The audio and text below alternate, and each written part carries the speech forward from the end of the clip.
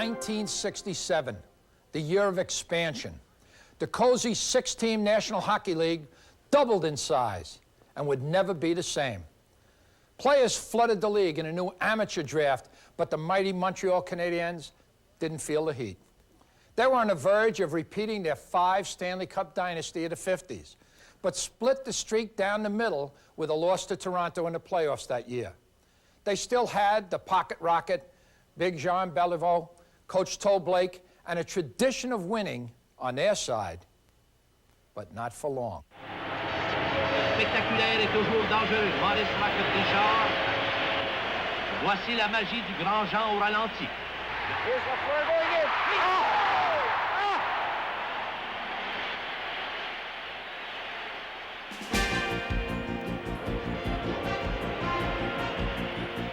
The Habs didn't budge from the top of the standings during the first 2 post-expansion years.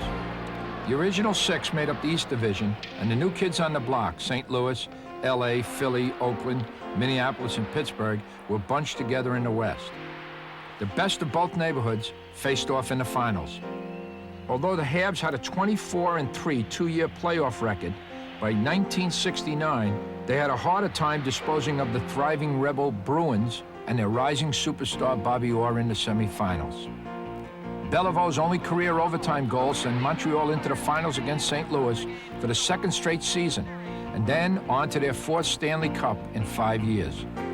But even by that time, the edges of the organization were fraying. The only coach with 5 straight Stanley Cups, Toe Blake's era behind the bench was over. You know, he was like a father to the players, more or less.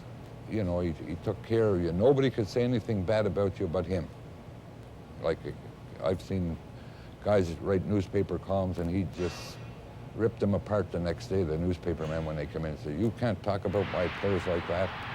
He said they played bad. He said, "Maybe they did, but it's not you to tell them, it's me." Blake handed over the reins after his 1968 victory to 29-year-old minor league coach and scout Claude Ruel. Blake and Dick Irvin Sr. combined for 28 years and 11 Stanley Cups, so Ruel coasted on that legacy for a Stanley Cup in his rookie 1969 season. Not many lawyers get to play in the NHL, certainly not many this big, and only one has ever been the playoff MVP before his rookie year. In 1971, Ken Dryden was an unknown from Cornell University, yanked from his minor league crease to backstop an underdog Canadiens. Well, everyone knows that a hot hand can turn a series around, but with Dryden, it meant a Stanley Cup that year and another dynasty down the road. Ken Dryden dazzled management in a 6-game preview earlier in the season, clinching his 1971 NHL playoff debut against Orr, Esposito, and the Big Bad Bruins in the first round. It was a very interesting team that year, and if you look back at the rosters of the 2 teams, of the Canadiens and of the Bruins, you wonder why we were such underdogs, because we had some great players. But we were a team whose players were either a couple of years past their peak or a few years before it. They were players that became famous at other times other than 1971. So Jean Beliveau was in his last year and still an effective player, but not a force. John Ferguson, Terry Harper, Jacques Laperrière, they were all just after their primes. There were Peter Mahovlich, Guy Lapointe, Marc Tardif, Régent Houle. People like that were a few years before their prime. Really only Cornwallis and maybe Lemaire were right at their prime. And so these were people who really knew how to play. I mean, they had been successful, you know, the younger ones at lower levels. The older ones had been successful winning Stanley Cups with the Canadiens. And it was, in a lot of ways, it was a team that either found it for the last time with the older guys or found it for the first time with the younger guys for a period of about 6 weeks. And so we knew that if we could stay close in various games, we could do something, because we were talented and we had a lot of success in our pasts. But the media told Hab fans to forget it. A 24-point regular season deficit to Boston in 1971 foretold the story. But someone forgot to tell the Canadiens. Dryden swatted shots away from his cage while the front line spun a 5-1 second-period disaster into a 7-5 comeback and left Montreal on the winning end of a 7-game series. Montreal met Chicago in the finals, and it was a 7-game tug-of-war. The Habs again clawing their way back from 2 and 3 goals down. And to add even more spice to the series, Coach McNeil benched Henri Richard in the 5th game. He exploded, and the media erupted into another anti-Anglo rage. The game is over. Sitting in the dressing room afterwards, Henri Richard, who said very little at any time, was really angry, started muttering to himself, McNeil is incompetent, McNeil is incompetent. The headlines the next day, McNeil is incompetent. But the understanding out of all of that is that McNeil is incompetent because McNeil, a Nova Scotian from Cape Breton, unilingual Anglophone, cannot understand and cannot relate to the Francophone player. He's incompetent because of all of those. And that code, that message went right around the province. And now McNeil ended up having death threats and ended up winning the Stanley Cup that year and being replaced before next year. He was back coaching in the minor leagues the following year. So there were very few, if any, real direct problems that I was ever aware of in terms of the language and culture groups. But that didn't mean that it didn't seem as if there were lots more. But it was the Pocket Rocket who smashed a 2-2 stalemate in the 7th game to hand McNeil his first and only Stanley Cup. But there was a sad postscript to the fairy tale season. That final game was also the last for Captain Jean Beliveau. He had planned his exit a year earlier, but postponed it to bridge the gap during the club's reconstruction. At 39, he left the ice with 10 Stanley Cups, and as Montreal's most decorated center, who is still the best example of inspired, unselfish, unequaled hockey in NHL history. I see great opportunity for youth in hockey. And as I'm leaving, I hope that I have contributed to make this foundation and strengthen this foundation for those who are going to follow. Now a member of the Forum's executive team, Big Jean had inherited the greatness of the Rocket, and although it wasn't clear right away, it wasn't too long before the next generation picked up the torch.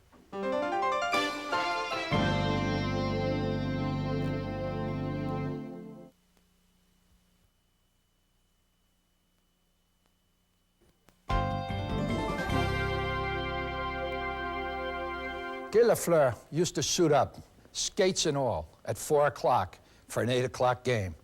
Well, maybe getting a head start is what made him the top junior in the country.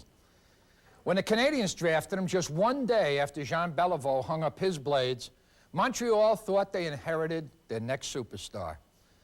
But Guy limped along in his first 3 seasons, and Pollock was itching for a trade. Well, it's a good thing he scratched and waited for the flower to bloom. From the bumper crop of French-Canadian Junior A talent, Lafleur scored 152 goals in 76 games with the Quebec Ramparts in 1970 and hitched up with Montreal the next year. The Habs handed him Belivau's sacred number 4, but the shy heir apparent declined. That kind of pressure he could do without. The 1972 Canadiens under new coach Scotty Bowman had no solid backbone during the playoffs. They were bounced out in the first round. Dryden stood out as the Rookie of the Year, but the acclaimed Lafleur could only muster 29 goals and 64 points. But he had the kind of speed, shooting, and stick handling that couldn't disappear just like that. Time ripened his confidence and would soon lift him to the top of the league as the first NHL player with 6 straight 50-goal seasons. Lafleur had 2 decent years, but not what everybody expected him. He'd scored 29 goals and he'd scored 21 goals. I'd gone in the first year and scored 8 goals, spent a lot of time in the press box. And, you know, both of us were struggling. You know, we were struggling with our confidence. You know, we hadn't gone into the NHL and you know, set the world on fire. By the 1972-73 season, Montreal adopted a 20-year-old rookie defenseman from Halifax, Larry Robinson, one of Montreal's defensive big three, helped the Habs sweep all but 10 games in the regular season.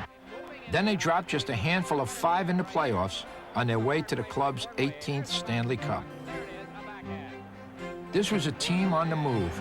The Habs had fresh blood and all the ingredients for greatness, except one. Henri Richard, the man many thought was too small for the National Hockey League, bowed out of professional hockey that summer. To be the brother of Maurice and to come after his brother, it was a lot to expect from the people. But I think he did disappoint anybody. Henry never back up of anybody, rough or not rough. Henry was there. And, you know, Henry was of the best center the Montreal had for his size, but he had a lot of character. After a record 1,256 games in 20 seasons, Henri is the only man in the history of the game with 11 Stanley Cup rings, and if Montreal wanted another cup, they would have to get it without him. And they did better than that. From 1976 to 79, Montreal outclassed the league with 4 straight Stanley Cups, a second dynasty that some believe even outmuscled the first.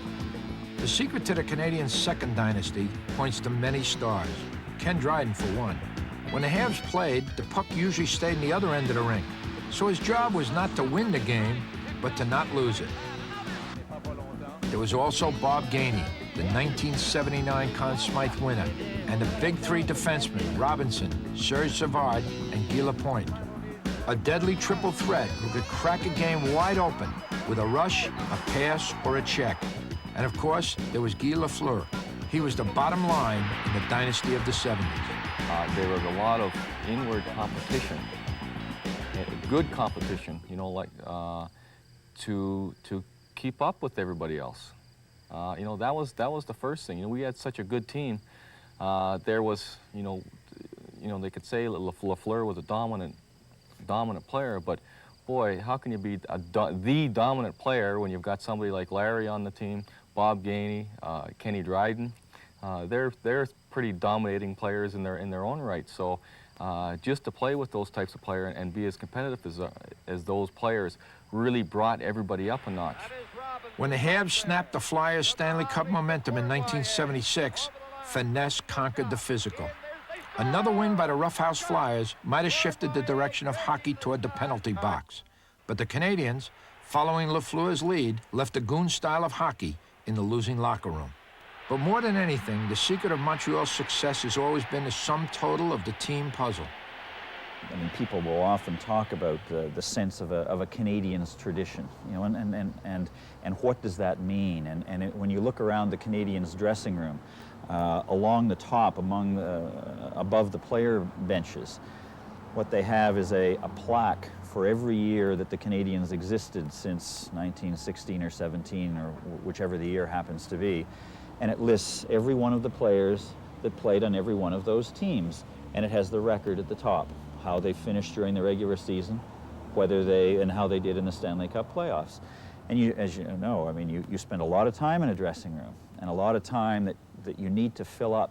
And you spend some time just kind of looking around at those plaques and seeing those names and seeing them appear, and seeing Rocket Richard's name appear in 1940, and then watching it move up the seniority, you know, column and find its way to the top, you know, in the early 1950s, and stay there and then disappear after 1960, and do the same with Beliveau and do the same with the others.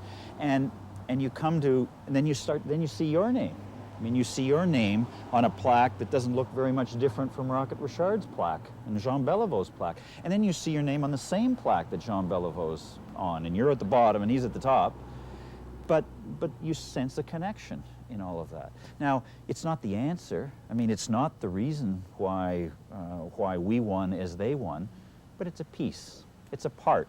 You know that there is a sense there of importance. You know that there's a tradition of winning. In 1985, the Habs sunk to their lowest season total in 32 years and expired in the divisional finals. But the 1986 playoffs had another surprise in store for Montreal. Almost like a rerun of 1971, rookie goalie Patrick Roy won the playoff MVP just as Ken Dryden had years earlier. And another rookie, Coach Jean Perron steered the Habs toward their 23rd Stanley Cup. It was an oasis in a dry decade for Montreal, the first time since the 20s that the Habs didn't win the Cup at least twice.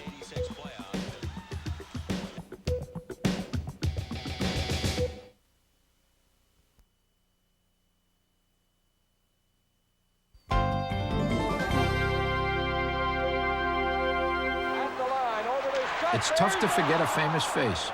The man behind a voice might be a little trickier. But when you hear Savardian Spinorama or it's a cannonading shot, it can only mean one person. Danny Gallivan debuted on radio as the English voice of the Canadiens in 1952 and spiced up their play-by-play with his renowned Gallivanisms. And Dick Irvin Jr. followed his father into hockey, not behind the bench, but instead behind a microphone.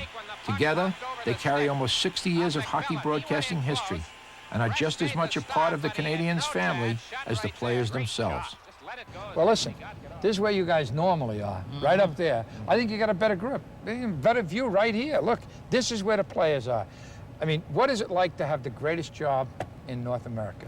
The both of you have had it. Who told you that? Do you know how much money we made? How much, my God on heaven? Got your hands in your pockets now because you're counting all your money as we stand here. You mean to say this isn't the greatest job in the world that you guys have? Seriously, as I look back over the number of years I had, 32, as the voice of the Canadiens, the English voice, I feel that I was singularly lucky. A, to have a job of that nature, a job that I loved.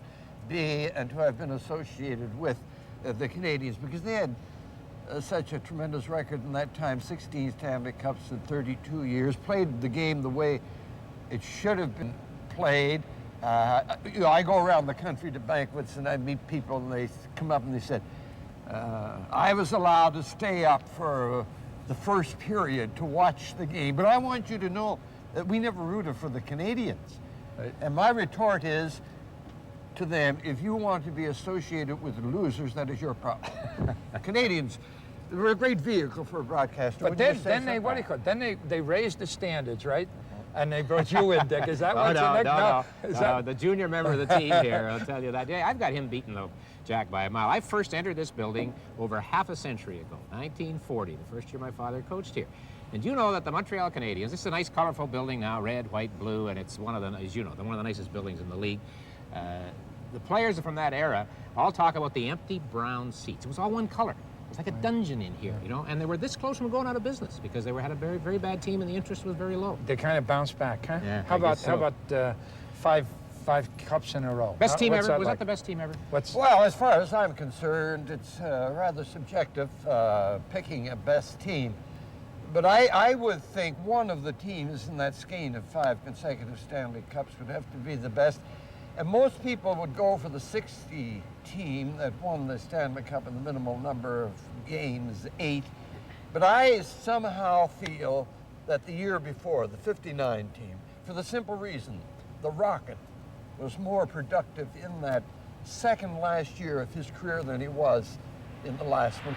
When you think of it, from the time he arrived here, which was, he became the Rocket, if you will, in 43, 44, until Guy Lafleur retired from the Montreal Canadiens in, what, 1984, I guess it was. Now, that's a period of 40 years. They always had a superstar. I don't know how many sports franchises. I don't know if you can think of one. The Yankees, okay. I guess if you go back to the 20s, they were, and you know, they call, I know Americans, you Americans, but you often hear, hey, those Americans. That's the Montreal Canadiens are the New York Yankees of hockey. That's the phrase that you often hear. And I think one of those reasons is because of the fact that there was this continuation. When one star would retire, when a Rocket retired, there was a Beliveau to take his place. When a Beliveau retired, there was a Lafleur to take his place. That's an amazing thing about this franchise, really amazing. Has Pro Leagues decided that the most important thing is to have this common goal to have great entertainment? Well, I think so. I think television, let's go to the source, I think, of the problem in a sense.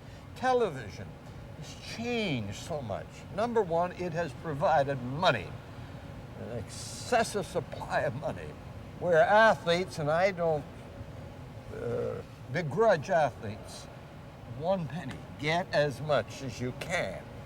But the game itself has suffered because of the tremendous amount of money paid athletes, it has a negative reaction on the fans, the dedication and the cause that they pursue in following a particular game. So I don't think that there'll be any change until the revenue from television comes way down, and that's coming, Jack. I think the time has come when professional sports leagues have to look at their setup and say in 5 or 10 years down the road, we're not going to have the amount of money that CBS, for instance, has paid baseball to telecast a few Saturday afternoon games. And when they haven't got that money, then perhaps it'll get down to a state of reality. But I don't think it'll ever get back, as Dick says, to the time that used to be. Do you agree? No, I don't think. To me, let me put it this way. I was involved in the '91 finals between Pittsburgh and Minnesota. A lot of people laughed, Pittsburgh, Minnesota, who needs it? I thought it was fantastic. I mean, here were two cities, the fans, especially those in Pittsburgh.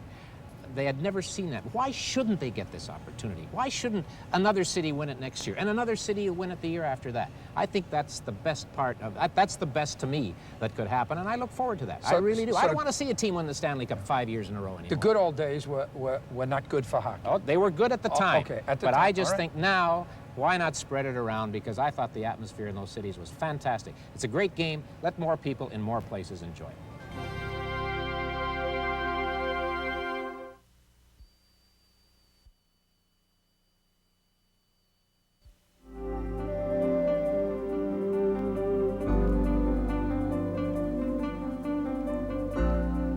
Today, hockey may be more of a business than a tradition. The Habs no longer have a lineage of stars like Beliveau, Richard, or Lafleur. Leaders of teams that were families, where the sweater meant more than the money. In the Forum dressing room, there are pictures of every Montreal Hall of Famer. They're under a quote from the poem In Flanders Field. To you, from falling hands, we throw the torch. Be yours to hold it high. Even if tradition can't help the Canadiens score another Stanley Cup by the end of the century, they can proudly look back and know their hockey was the best hockey.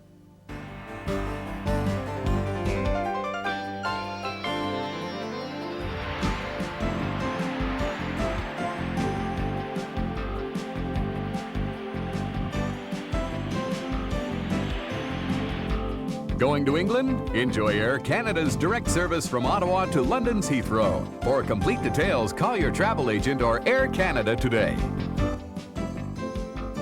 While in Toronto, the staff of Donohue's Legends stayed at the Ramada Renaissance Hotel at the corner of Yonge and Bloor in the heart of downtown Toronto.